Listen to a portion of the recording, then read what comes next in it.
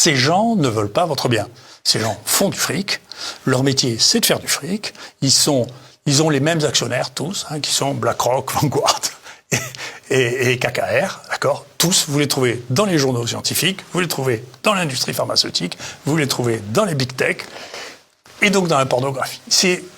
Ils y sont tous. Voilà. Et c'est le budget de BlackRock, c'est un budget qui est proche du budget complet des États-Unis, sans aucune obligation. Là, il n'y a pas d'armée, il n'y a pas de recherche, il n'y a pas d'employés obligatoires. Non, c'est de l'argent. Je ne sais pas si vous voyez, c'est ce que ça représente. Et Vanguard, c'est le 7e budget mondial, pareil. Puissance supranationale.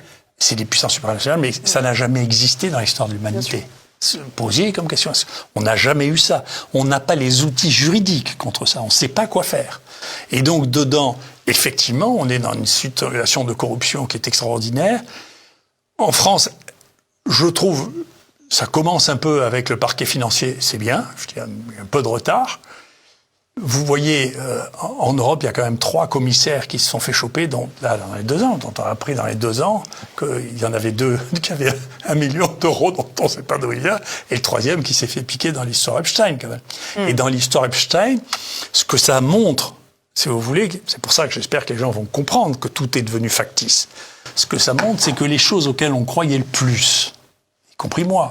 Moi, j'étais le seul Français dans le comité éditorial du Lancet en 15 ans. J'étais très fier. C'était vraiment une grande réussite. Quand je vois ceux qui sont arrivés à faire, j'en suis stupéfait.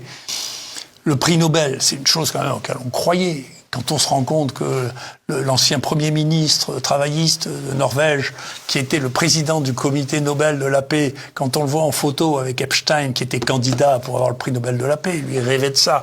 Ouais, mais il a échoué partout. Alors c'est un peu compliqué de lui donner... Epstein l'a aidé d'ailleurs, l'a poussé. Oui, Epstein l'a présenté, on voit une photo, ils sont ensemble. C'est Epstein qui l'a présenté, qui s'est fait... L'autre, il s'est fait virer parce qu'il avait des histoires qui n'étaient pas très propres.